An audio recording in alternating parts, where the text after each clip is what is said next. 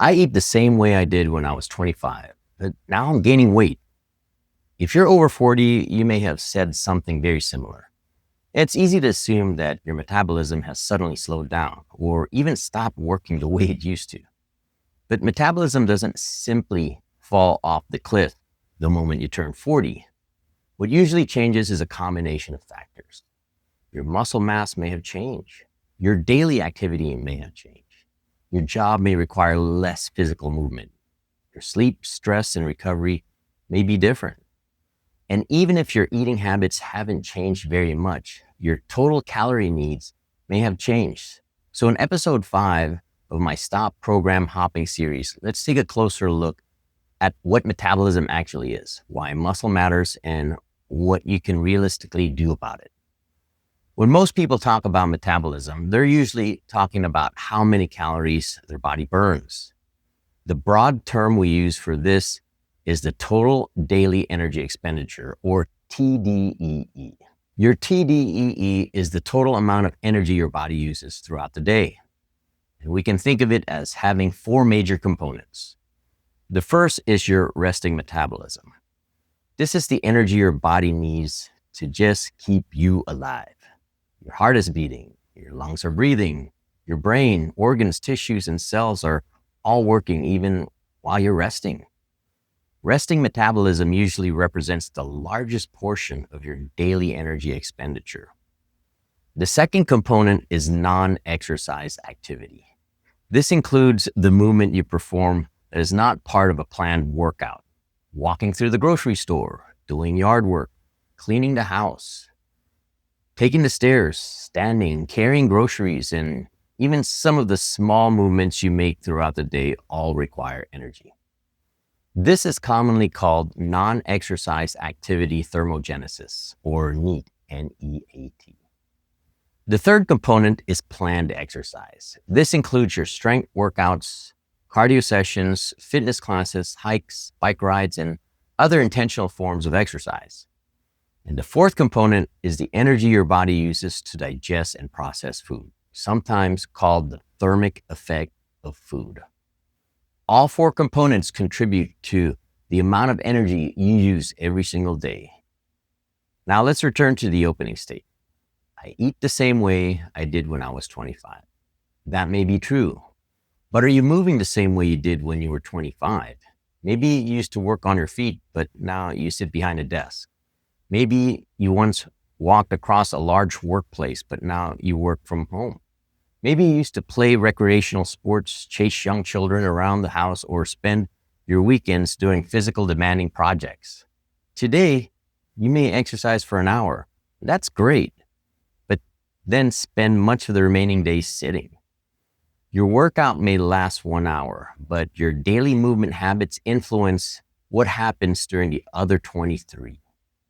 The 1 hour matters, but so do all the small activities that have gradually disappeared from your day. You may not even notice that they're gone. An extra walk through a parking lot, several trips up and down the stairs, standing more often, walking to speak with a coworker, housework, errands, and outdoor projects. None of these activities feel like a workout, but together they can make a meaningful difference in your total daily movement. Now, how does muscle fit into all of this? Well, know that muscle mass can gradually decline also as we age, especially when it's not being challenged. This age-related loss of muscle is often referred to as sarcopenia, but age is only part of the story. Inactivity, inadequate resistance training, insufficient nutrition, illness, injury, and long periods of reduced movement can all contribute to muscle loss. This does not mean that losing muscle is unavoidable or that you can't build muscle after 40, 50, 60, or beyond. It means that maintaining muscle requires a reason for your body to keep it. Resistance training provides that reason. Now, I want to clear up a common fitness claim. Muscle does require energy to build and maintain, but adding a few pounds of muscle will not magically turn your body into a calorie-burning furnace. The increase in calories burned at rest is generally more modest than many promoters would have you believe. That doesn't make muscle unimportant. In fact, muscle may be one of the most valuable physical assets you can preserve as you age. Muscle helps you produce strength. It supports your joints. It helps you climb stairs, carry groceries, get up from the floor, maintain your balance, and recover from a stumble. It improves your ability to tolerate physical activity and remain independent. It also provides storage and working capacity for carbohydrates and supports healthy blood sugar management.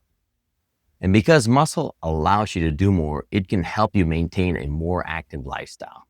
That may be one of its most important connections to daily energy expenditure. Muscle doesn't just burn some calories while you're resting. Muscle gives you the physical capacity to move more, work more, train more, and participate more in your life. Metabolism and body muscle weight are not determined by exercise alone.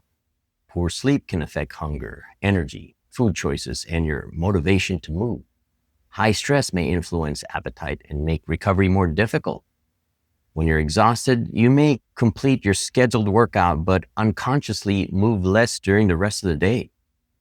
You sit more, you walk less, you postpone household projects.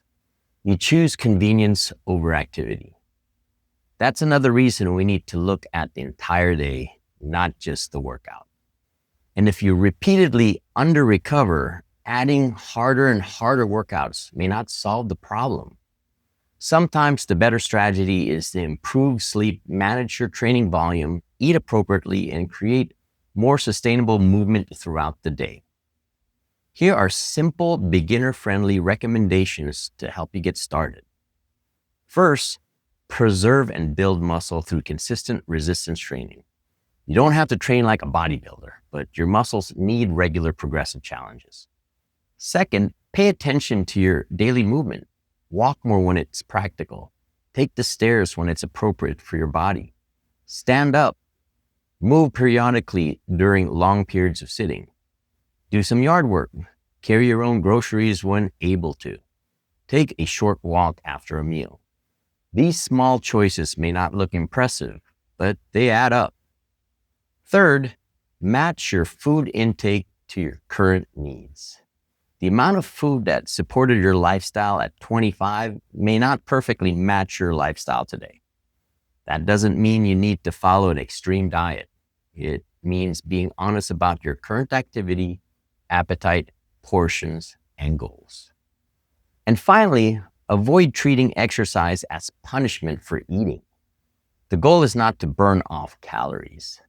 The goal is to develop a body that can move well, remain strong, recover effectively, and support the life you want to live. In closing, your metabolism probably isn't broken. Your body is responding to your current combination of muscle mass, movement, exercise, nutrition, sleep, stress, recovery, and lifestyle. That is actually encouraging because many of those factors can be influenced. You can't become 25 again, but you can build strength, you can preserve muscle, you can increase your daily movement, and you can make choices that better match the body and lifestyle you have today.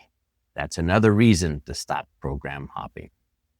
A random collection of intense workouts cannot compensate for 23 hours of habits that do not support your goals. Build a consistent strength training program, move regularly, recover well, and give those habits enough time to work. Once we understand how important muscle is to healthy aging, the next question becomes, how do we give the body what it needs to maintain and rebuild that muscle? That brings us to nutrition. And that's what we'll be going over in episode 6. If you'd like to examine your own starting point, my Fitness Baseline GPT is linked in the description below. It will guide you through questions about your goals, activity level, movement limitations, cardiovascular capacity, flexibility, and general exercise readiness. And if you need further assistance beginning or adjusting an exercise program, send me an email or leave me a comment. I would be more than happy to get you started. Remember, If you have pain, an injury, a medical condition, or concerns about beginning a new exercise program, speak with an appropriately qualified healthcare professional. My name is Ed Slonsky, your personal trainer, and I'll see you in the next video.